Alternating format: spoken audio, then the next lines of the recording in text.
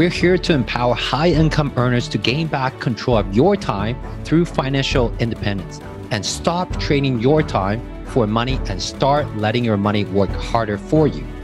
And hey, if you want to meet other high-income earners on their FIRE journey, join our High Income Earners FIRE Facebook group.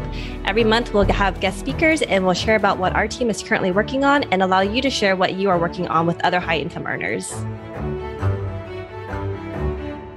So welcome back to High Income Earners FIRE podcast. My name is Cody Ye. I'm with my co-host today, Aline Prag. And today we have a great guest, Jason Lee.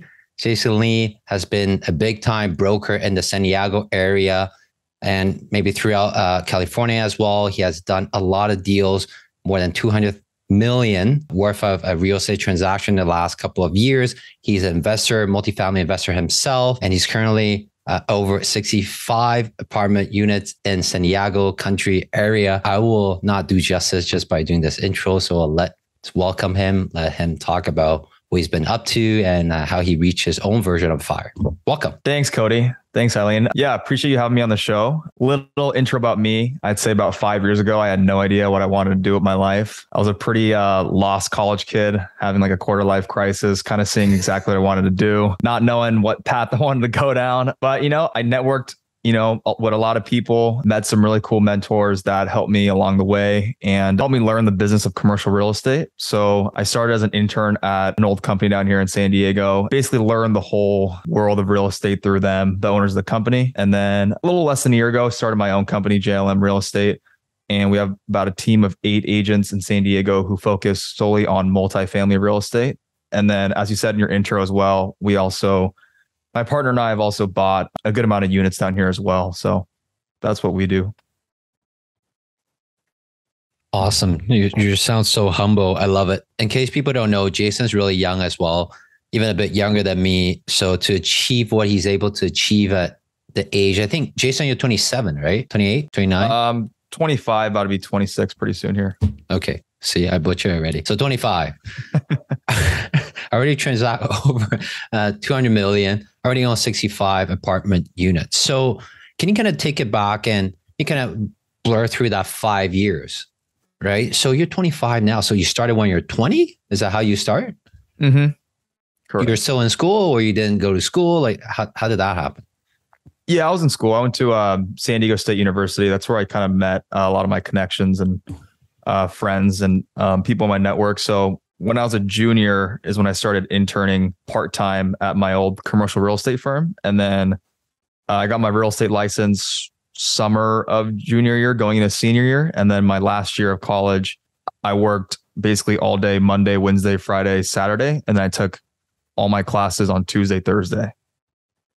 So why commercial real estate for you when you're in college? A lot of people don't really go down that path immediately. They'll see like residential and they'll want to jump into that first because that's the most common field or within real estate. But you found commercial real estate. Why commercial and how did you find it? That's a really great question because residential real estate was definitely much more prominent and it was what everyone was talking about at my school. And most of the speakers were in residential real estate, but I connected really well with my old mentor named Brian, and he came to like a speed networking event at one of our classes here at San Diego State. And basically we hit it off and he told me what people at his company were making, how they were doing, showed me like the day-to-day, what they do. And I really liked what it composed of because he told me that residential real estate, you always work weekends because you're doing open houses and most of your clients want to see houses on the weekends. But in commercial real estate, a lot of these real estate investors, it's their full-time job to look and buy real estate and almost all of them don't work on the weekends. So I really like the idea of that. So that's kind of how I fell into it. I just met the right people and Brian and I connected really well. And I just started at his company and ended up going well. Great question. Good question, Aline. So I know you're big in real estate. Your active income's from real estate, the brokerage as well. Do you ever thought about investing in anything else? Or for the past 5 years is all real estate? It's been like 98% real estate is where my money's gone. I have like a little bit of my net worth in Ethereum, but I have no stocks or bonds or anything. I own stocks for a little bit, but I was just making a such higher return down here in San Diego, buying properties at a discount and flipping them or exchanging up into a bigger asset class. So just from my personal experience as a broker, I see the best deals around town. So I've seen a much better return on investment from real estate down here compared to stocks. Yeah, that makes a lot of sense. You just do what you do best. What you see the most ROI, you dive right into it and then become an expert at it within the last 5 years, and it fit your lifestyle of not working on the weekend, maybe occasionally, but most of the times Monday to Friday, so you can enjoy the weekend as well, right? Exactly. So is your portfolio primarily in California, or are you also investing outside of California?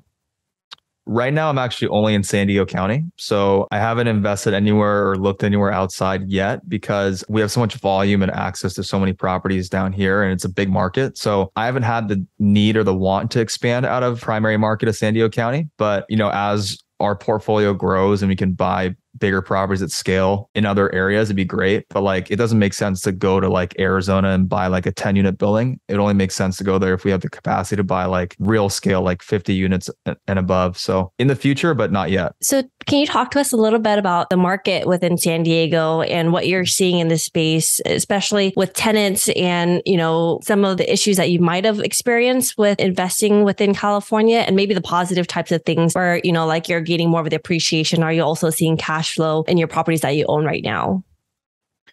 Yeah, it's a great question. I think everyone's number one objection to owning in California is, the landlord versus tenant laws. It's more favorable to tenants. But, myself and other of my clients who are really big time investors in San Diego who own a lot of units, if they want to go in and buy a value add property where they have to go in and rehab the property and re-rent it, and that includes, displacing the tenants, the way around the tenant protection laws is to negotiate a cash for keys where you offer the tenant 2 months free rent and help them find a place and actually help the tenant, not just, kick them out and say, good luck, try finding something. So coming from a point where you're being empathetic and actually trying to help that person find a new home while also giving them free rent or paying them for allowing them to move has worked really well. I know in other states, you can just say, here's a 30-day or 60-day notice and you're gone. But I think the challenge of dealing with tenants outweighs how much appreciation, how much value there has been in San Diego County or in California in general. I've compared my market to other markets on data websites like CoStar. I don't think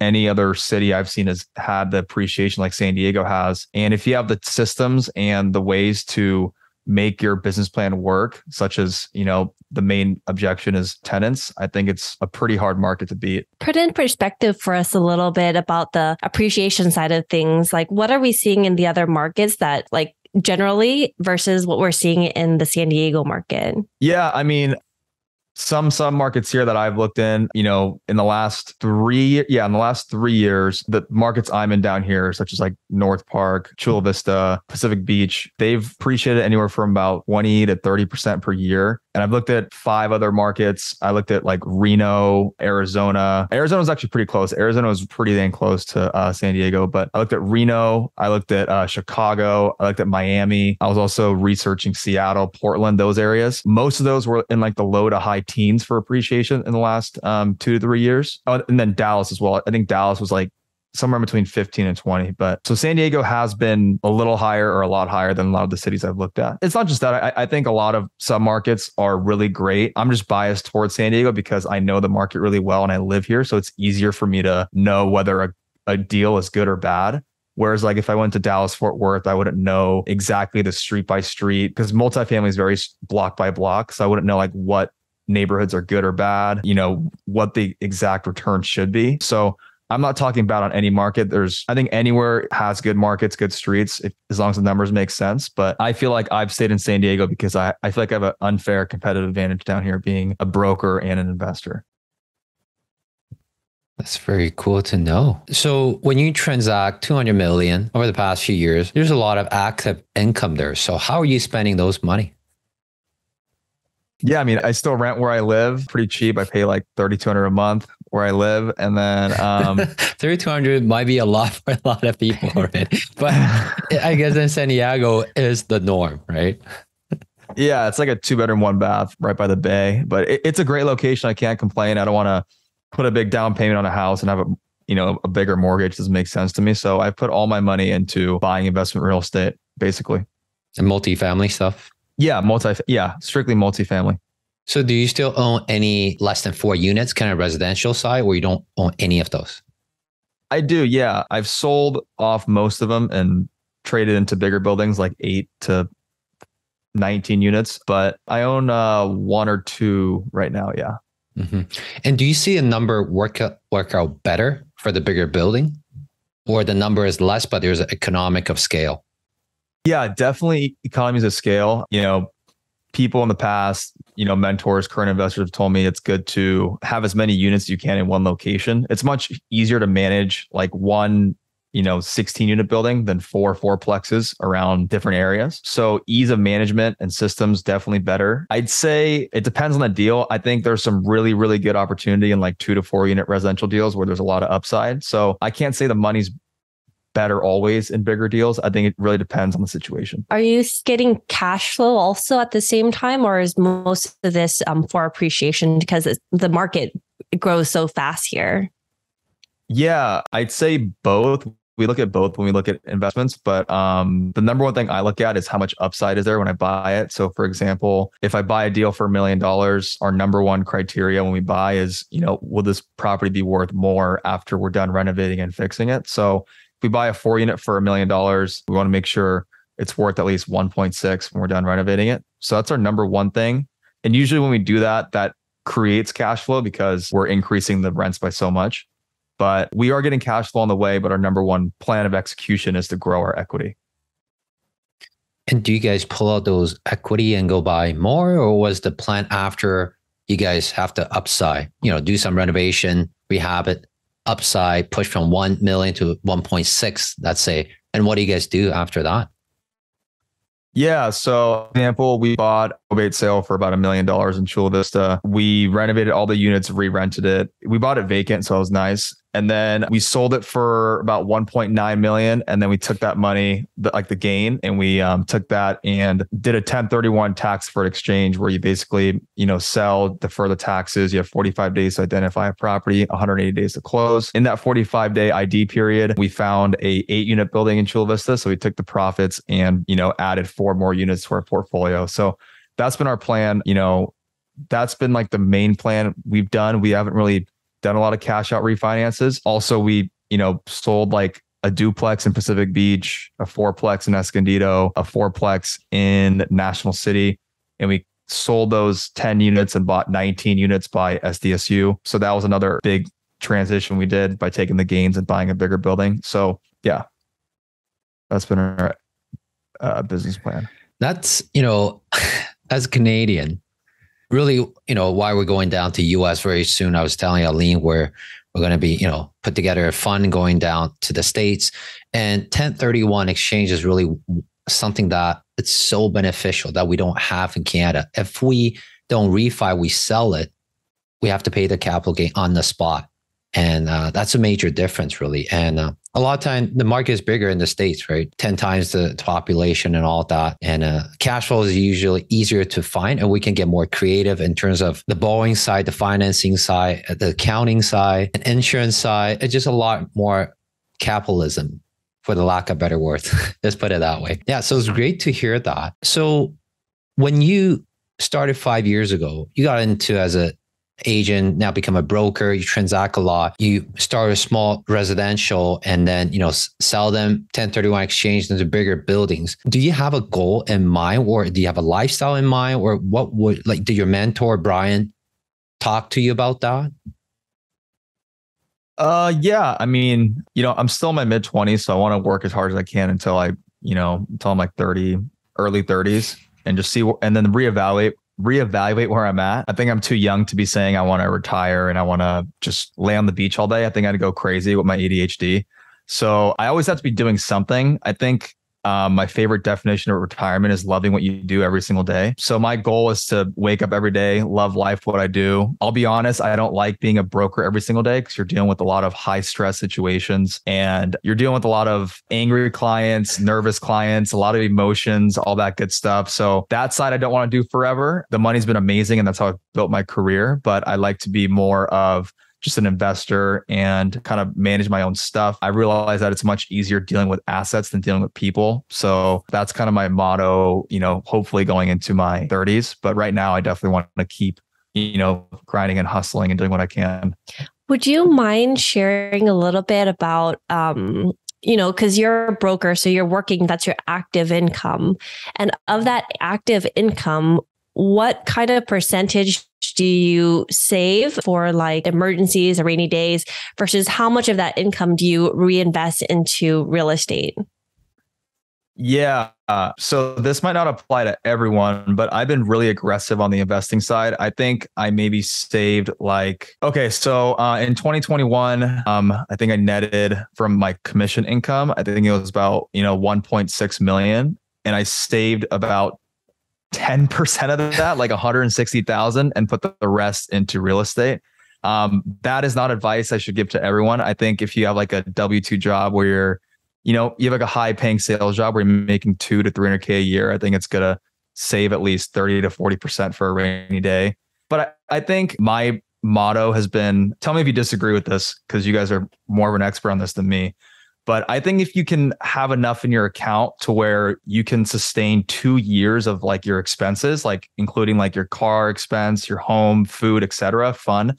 If you have 2 years saved up in your account where you can, be alive and sustain yourself for 2 years without making any income, I think that's pretty safe. But tell me if I'm wrong. I don't know. That's been my kind of motto, because my yearly expense is like 80 to 90K. So no, 2 years. I mean, I think it really depends on your lifestyle. And like for us, for example, we also have kids too. So it's looking at it, and people talk a lot about like saving for 6 months, like keeping 6 months in the reserves. But I'm kind of like on the more conservative side also. It's like, let's just in case something happens and we can't get ourselves out for 6 months, we have a longer period of time. And so I think like 2 years is pretty conservative. Yeah. And I think like 2 years, very conservative when it's yourself and your just your girlfriend. I think that's more than enough, especially with the brain you have, with the knowledge you have. Like, I think all of us, including the audience who's listening to this, 2 years is more than enough. But like, personally, I do have, like the stock portfolio, different cash flow. I have insurance contract as well. Because most of the time, what can really put us back is if the owner or seller get injured, either mentally or physically, right? So that was my biggest risk for my physical health or mental health, right? So that's why I have insurance contract covering that side as well. But yeah, cash, and we'll even have HELOC and all that. If we count all that, I think, yeah, it's definitely more than 2 years. But if it's a hard cash, like 6 months, I think that's a good place to start. And I think it really comes down to, if you know what you're doing, whether the market is going up, whether the market is kind of slowing down right now. A lot of the time, this is where the money is made, is when the market is slowing down. Because when everyone's afraid to put in an offer, you might be the only one putting in an offer. You're the only one dancing and negotiating. And if you have a higher, longer horizon of things, you can get the best deal. And a lot of fund managers or best investors actually work extra hard during this kind of time, instead of just, take vacation like most people. They actually work extra hard going into, if we're going to have a recession at any time, right? If we're already not in one. Yeah, no, I agree with that. I mean, I think my business exploded in March of 2020 when a lot of brokers were kind of, sitting at home with their kids or kind of taking a back seat and wondering what's going to happen. There's a lot of fear in the air because we were just going through a new pandemic that no one's ever experienced. So, but I was going to the office, 5-6 times a week, making my calls, trying to network with people, seeing if people are buying or selling. And 2020 was the year where really things kind of changed for me. So I definitely agree with that. I think when people are scared or there's a lot of people with doubt and fear in their mind, I think that's when you want to really pounce on the market or your business and kind of grow it as fast as possible. Let me ask you this question, Jason. If I know you're so young at 25, turning 26, but if you can go back when you're 20, would you do things differently? Now that you know what you know, like if you're going to tell something to your 20-year-old self or someone who's listening to this and they say, you know what, I have it in me. I want to quit my high income earner's job. I want to do this real estate thing. What would you tell them? Yeah, I think the number one thing that came to mind when you asked that question is, I think in the beginning, I was just focused on money, money, money, money. That's all that went through my brain. And I think now I'm much happier caring more about the relationships in my life and caring more about the journey along the way. I think I was just so like damn motivated and goal oriented that I just like ruined my mental health of those first 2 years. So I think having a balance is key, like, be goal oriented, but also enjoy the journey along the way. And I think having your values correct, like having relationships over making money is really important. I had to learn that the hard way. And I feel like when I made that mind switch, I feel like I've done much better and enjoyed life a lot more when I kind of made that mindset switch like 2 or 3 years ago. Do you mind sharing a bit of that worst moment or that aha moment that you take a shift? Is there a story that you can tell us about? I think a good moment when I had that realization was like, I think I was in the office till like 8 p.m. that day. I was by myself, just sitting there, like, working, and I was just so miserable. And I was just like reevaluating, like just seeing like why like I felt this way. I felt like at that point, like my business was growing. I was doing well, like I was financially stable. I finally was getting the things that I wanted, but I just felt so empty inside, right? So I just did a lot of research, like read a lot of books, a lot of content, listened to a lot of podcasts about this kind of stuff. And I eventually just went into like personal development therapy. And that helped me like tremendously on how to kind of focus on joy, focus on what's really important to me, what actually drives me. Because I learned that if you just chase money your whole life, you're going to just be rich and very empty and lonely. So I think really focusing on personal development is the number one key on how I made that switch in my life. So how are you doing? What are you doing now that's different than 2-3 years ago? Do you have a kind of set schedule, have a priority that you put in? That say some people that wake up at 5 a.m., go work out first. Do you have a kind of routine that you say, you know what, these are my priorities to have a balanced financial, physical, and mental health? Do you have a routine like that? Yeah. So when I first started, I wasn't doing any of this. So what I added in my life, so I stopped exercising when I was, full work mode. So now I at least try to work out at least 5 times a week, try to go to the gym and lift weights in the morning. And then I focus really heavily on my daily meditation. I meditate for at least 10 to 20 minutes every morning. And then I also have a gratitude journal where I just practice what I'm grateful for, having a roof over my head, living in San Diego, being in real estate, having a family that loves me, being on this great podcast. So I don't know, like I feel like, that kind of stuff, practicing gratitude has been like the number one most important thing to being a happier, more joyful person. And I make sure believe it or not, I just make sure I don't work as hard. Before I was working like from like 8 to 8 p.m. every day. And you just can't be happy working that much. So I think having a shorter work day where I'm more focused and not working as long. So like kind of working like 7 to 8 hours, but doing more focused work and having breaks in between has been huge. And then focusing on hobbies. Like I enjoy making music. I enjoy golfing. So I think being outdoors and, kind of activating my creative side has been huge. I think everyone that runs a business or is trying to be a high income earner, trying to retire early, that you guys promote, I think you have to have a hobby that makes you, exercise, like something physical where you're outside or working out. And then you have to have a hobby where kind of your creative mind sparks, like, whether it's drawing, making music, or I don't know, something like that. I think it's really important. Mm-hmm. Do you still have friends around your own age with the success that you have? I mean, I'm already having a hard time. I'm 31. You're 25. So I want to know. Yes, I try to keep. So like my friends, since like in middle school, I will try to like, hang around and stay in touch with. They live in the Bay Area because I'm from the Bay Area, but I try to talk to them at least, once a week. But I feel like I have lost a lot of friends that are my age. That's something I really struggle with too, actually, when I first started, is I lost a lot of my friends. So that's a great question. I think a lot of people I hang around with are like 20 years older than me. So yeah. The reason I asked that is because I play golf every Tuesday. I call it the Tuesday golf day. People I'm playing with is not people around my age because most of them are working 9 to 5, right? And I try to go when there's no one going. And that kind of, I lose friends, but at the same time, I meet new friends that are similar, have similar goals and similar freedom. And I think it's very different. And that's just, I think, a transition phase we have to go through. Unfortunately. So it's great. Yeah, it's great to hear from your answer too. So that leads to our last question before our fire round. We're going to fire you with a fire round question, but last question for you. You kind of touch on this. You're 25 now. You still want to hustle until you're in your 30s.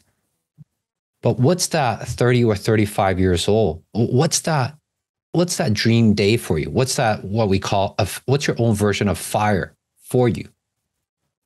Yeah, I think the first thing that comes to mind is focusing on the family that I'll have. So hopefully I'll have kids by then, a wife, and my 2 dogs. So I think spending a lot of time with family is the number one thing that I'm focused on when I'm that age. Because right now, I don't have kids. I have, an amazing girlfriend, partner, but I don't have, 2 kids to worry about. So that's huge. So I want to be there for my kids when they're young as much as possible. I think I want to be just focusing, a couple, maybe 4 hours a day on work, on investments maximum. And then I think I want to be playing golf on Tuesdays,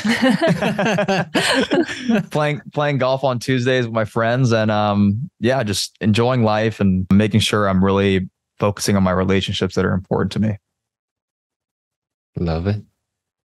Ellie, do you want to kick us into our fire round? Yeah. All right, Jason.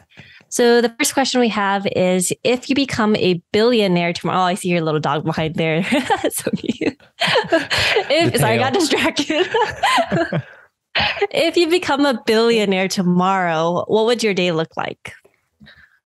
Ooh, if I was a billionaire tomorrow, I don't think my day would change too much. I think I would just focus on, real estate investments because I love, real estate. I would focus a lot of my energy on doing creative activities like, producing music. And I would try to go on a lot more vacations. I don't go on many vacations. So I'd definitely go see the world, travel the world, experience culture in a lot of different areas. That's something I always wanted to do. So yeah, it's a great question though. It's tough to answer. That's what we asked in the lightning round or fire round. Yeah. The next question will be, if you lose everything but your knowledge, and you still have your physical health and your knowledge, but you lose all your monetary, all your finance, we drop you a gift of $500,000. How would you start over again? If I lost everything and I had a gift of $500,000, I would spend, wait, I still have my knowledge, right? Yeah, you have knowledge in your network.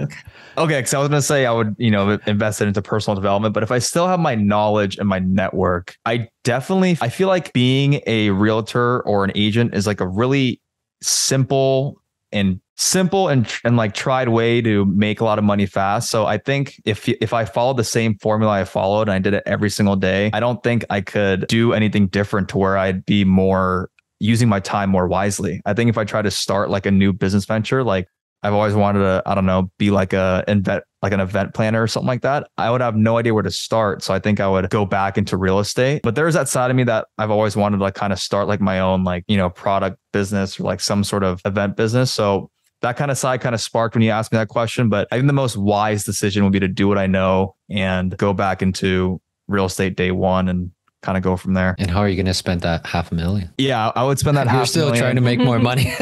Yeah. I would spend that $500,000 buying like my first investment property. What would that be?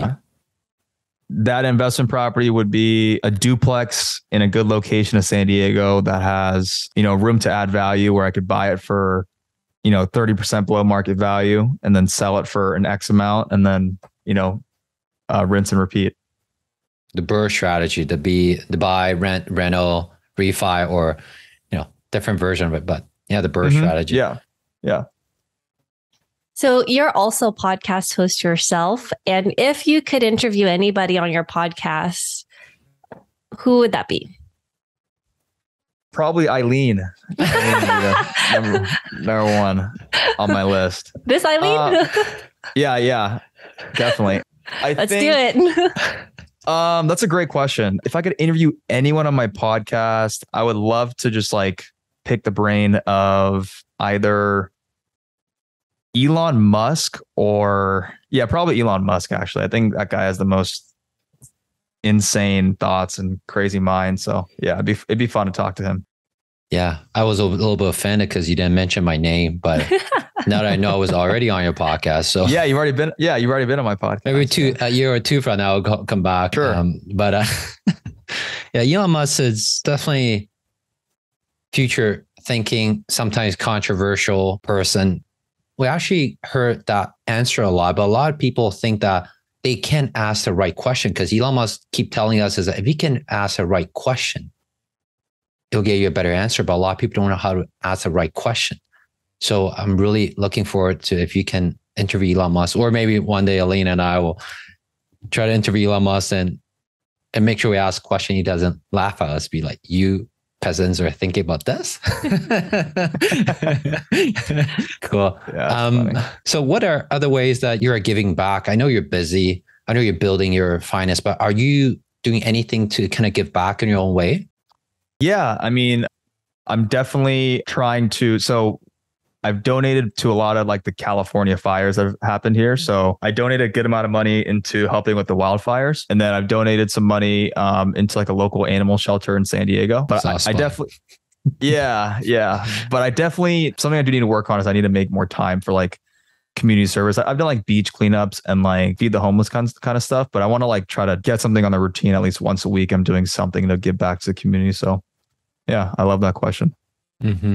Yeah, I mean, like a lot of people think that, I donate for charity golf tournaments to like lung cancer and sick kids, like animal shelters secretly. Don't tell anyone that. Soft spot for me. But I think a lot of us entrepreneurs fall into the trap that we think we have to donate our time. But whereas if we can donate our time on organizing things or making more money and then donate that way, I think it's still a great way of giving back. Even your podcast, Eileen's podcast, and our current podcast is a way of giving back to make our society better and teach financial freedom and financial education and all that. Right. I agree. Awesome. Well, Jason, thanks so much for coming on and sharing all that with us. So the last question we've got to ask you is, if our listeners want to, check out your podcast, find out a little bit more about you, where's the best place that they can go? Yeah. Best place where you can connect with me or message me is just on my Instagram. My Instagram is Jason Joseph Lee, my full name. That'd be the easiest way to connect with me and find me. So yeah, thank you. Awesome. Thank you so much, Jason. Yeah. Thanks for coming on, Jason. Yeah, it was a blast. Thank you. All the links mentioned in this episode are included in the show notes. And if you love this episode, please leave us a rating and review on Apple iTunes. The link is also included in the show notes. And we would really appreciate your help in spreading the word to more high income earners on how they too can maximize both their time and money. Also, if you still haven't joined our High Income Earners Facebook group, you are missing out on High Income Earners community where we help each other reach our own version of FIRE.